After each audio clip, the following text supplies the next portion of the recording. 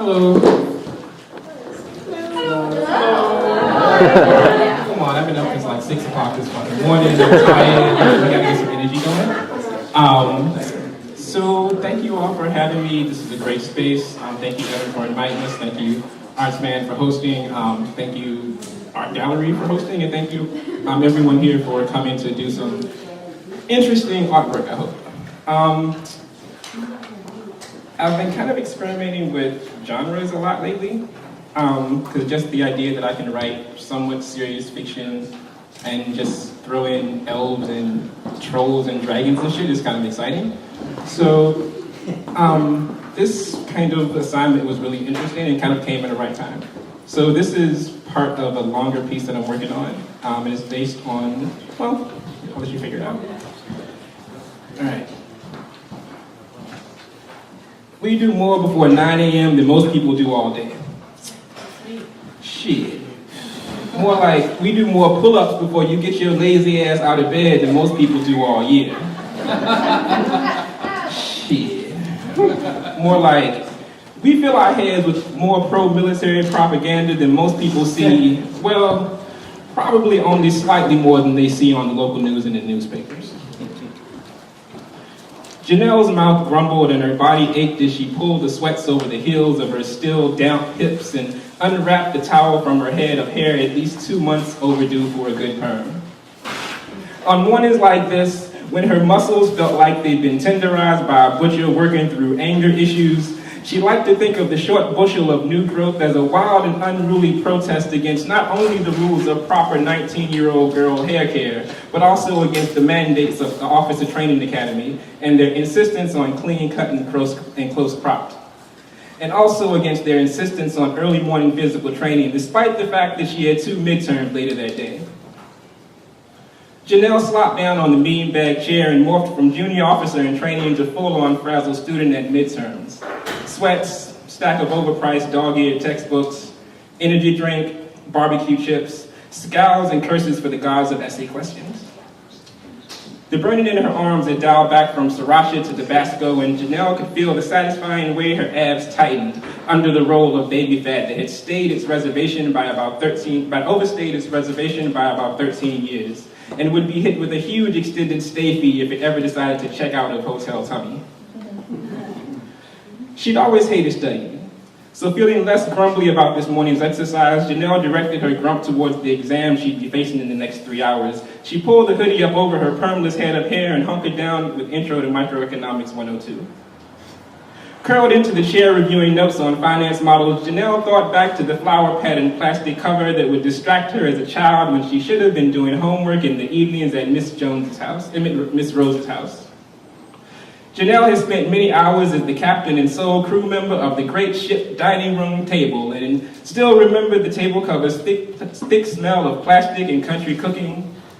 Instead of studying, her imagination had turned those faded orchids and magnolias into everything from huge icebergs to be navigated by her Arctic pirate ship to space lily pads perfect for pouncing on by intergalactic frog people. Of course, if Janelle had been doing what she had supposed to be doing, writing her weekly spelling word sentences or learning her timetables, she wouldn't have had time to collect such fond memories.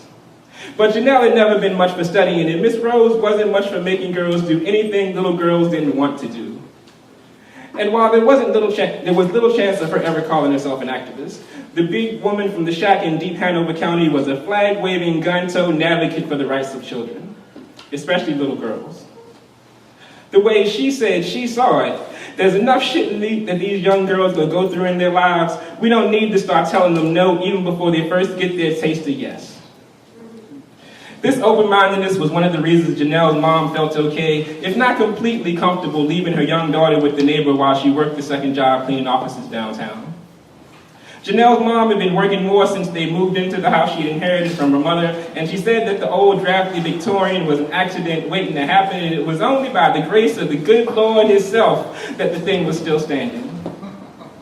And with Janelle and her mom's rotating cast of siblings staying under the ragged roof, her mom felt like it was her responsibility to make sure they were all safe, and that meant more shifts and long stints with Janelle camped out next door.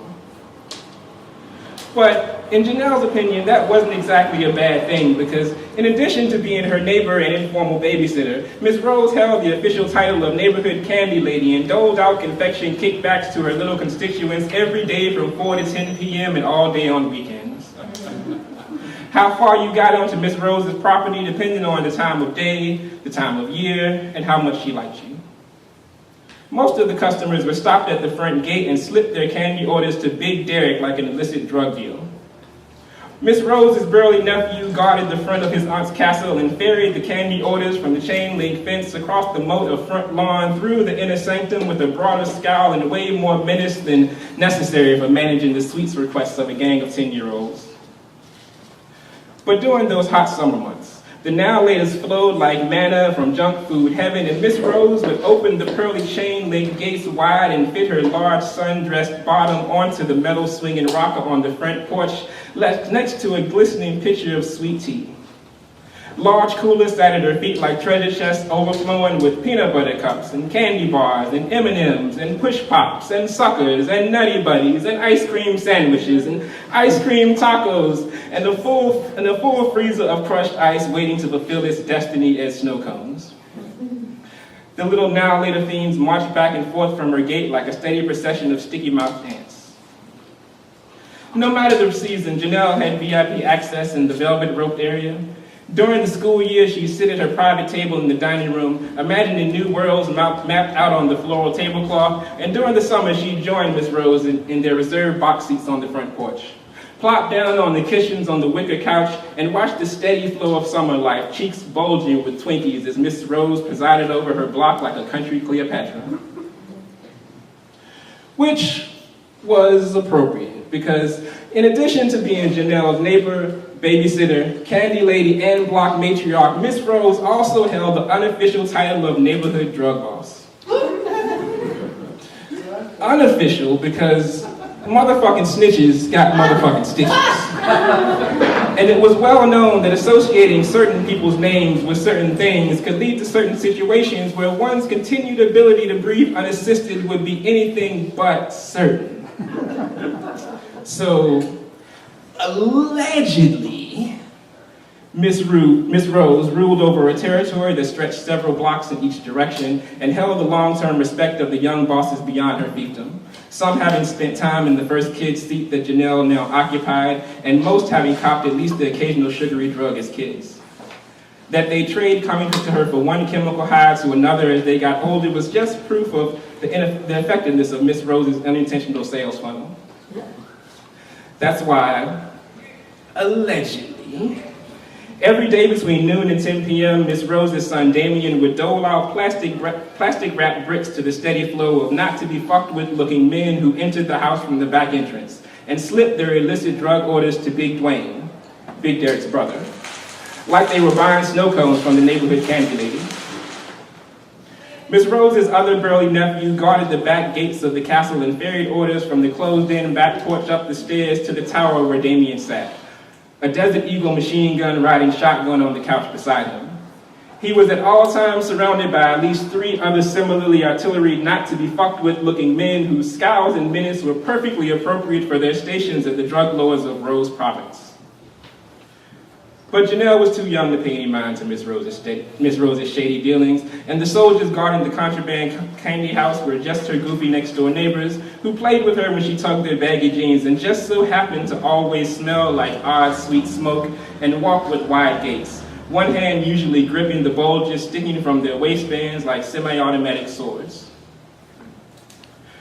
What Janelle took most from her time at the candy house was how to take care of things in every form. Be it people, be it business, or be it trouble. Miss Rose ran her affairs with a smile and a heavy wooden spoon that she used as both a welcome and a weapon. Like her mother, Miss Rose had always emphasized the importance of looking out for your people, of paying your bills on time, and of not taking shit from no one. You take care of the ones that's around you, Miss Rose would often repeat. You take care of them, and they take care of you, and you don't let nobody except the good Lord Jesus himself tell you how to live your motherfucking life. There was always a large bubbling pot of delicious on the stove, ready to be dished out to hungry visitors, and Miss Rose spent hours at the kitchen table spooning out plates of victuals and bowls of steaming motherwit. Janelle would listen from her twin table just on the other side of the wall as Miss Rose listened, sipped, then offered big voice advice to anyone who needed it. On one Saturday afternoon, after Miss Rose's initial rush of opening backdoor customers, but before Mom returned from her morning shift, Janelle looked up from pondering the squishy logistics of her Twinkie to see her mother's youngest brother standing on the porch with an awkward forced smile.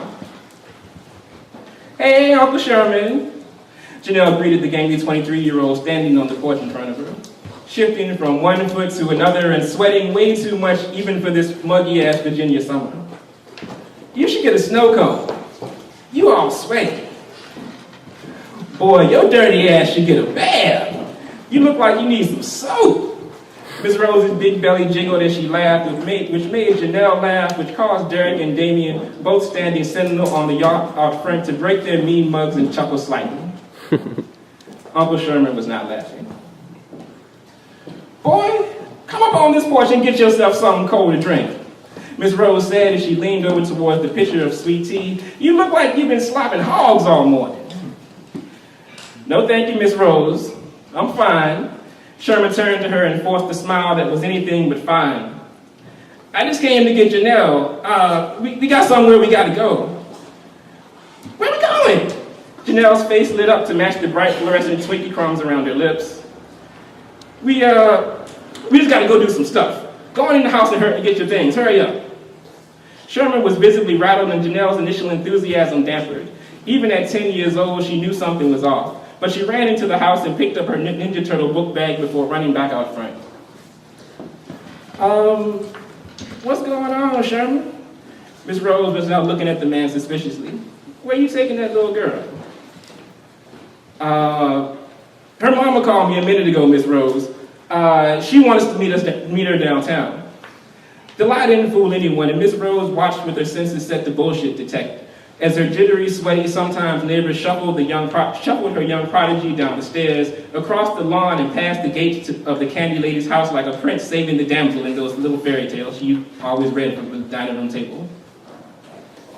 Miss Rose had already made up her mind to double-check the story with Janelle's mother when she came home, when the screeching from up the street caused everyone in Miss Rose's end of the block to snap their heads.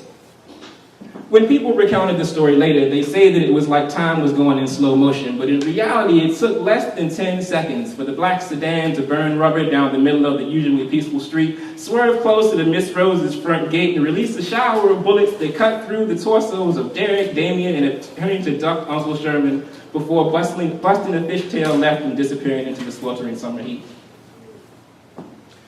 And it was in those precious, quiet moments right after, way before the police came, way before the crowd gathered, even before Miss Rose's shocked silence gave way to wails for her dying son and nephew, that Janelle first discovered her power. As she rolled her bloody uncle from on top of her body and pressed her hands to the crimson flower blooming from his chest, she felt those first shocks of electricity flowing from her body to his.